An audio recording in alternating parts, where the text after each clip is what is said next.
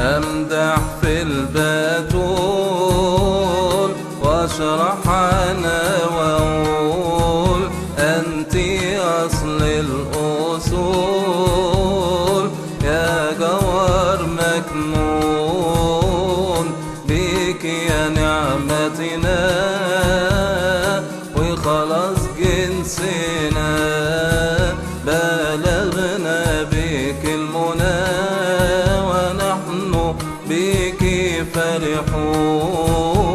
تجسد الابن بثبات من فخر البنات صلب عنا